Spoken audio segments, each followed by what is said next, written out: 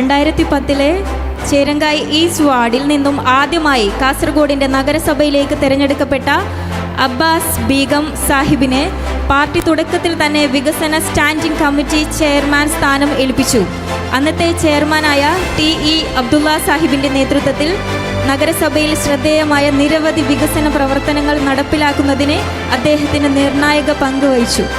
2020 വീണ്ടും തിരഞ്ഞെടുക്കപ്പെട്ട അബ്ബാസ് ബീഗം ആദ്യ 3 വർഷം വികസന സ്റ്റാൻഡിംഗ് കമ്മിറ്റി ചെയർമാനായി സേവനം അനുഷ്ഠിക്കുകയും 2023 കാസർഗോഡ് നഗരസഭയുടെ ചെയർമാനായി നിയമനോധനം ചെയ്തു. ചെയർമാൻ കാലയളവിൽ കാസർഗോഡ് നഗരസഭയിൽ അനവധി വികസന പ്രവർത്തനങ്ങൾക്ക് ന്യൂനത പദ്ധതികൾക്കും അദ്ദേഹം തുടക്കം കുറിച്ചു. ഇതോടൊപ്പം തിരുത്തി വാർഡിനും വേണ്ടത്ര പരിഗണന നൽകുകയും അദ്ദേഹം പ്രത്യേകം ശ്രദ്ധ പുലർത്തി. മുസ്ലിം ലീഗിൻ്റെ മുൻ കാസർഗോഡ് നിയോജക മണ്ഡല വൈസ് പ്രസിഡന്റായിരുന്ന അബ്ബാസ് ബീഗം കാസർഗോഡിൻ്റെ സാമൂഹിക സാംസ്കാരിക രംഗത്തിൽ സജീവ സാന്നിധ്യമായി നിലകൊള്ളുന്ന നേതാവാണ്. ഇത്തരമൊരു ജനകീയ നേതാവായ ജനാബ് അബ്ബാസ് ബീഗത്തെ 16-ാം വാർഡ് മുസ്ലിം ലീഗ് കമ്മിറ്റി സംഘടിപ്പിക്കുന്ന 16 പൊലിമ എന്ന സ്വീകരണ വേദിയിലേക്ക് ഹൃദയപൂർവ്വം സ്വാഗതം ചെയ്യുന്നു.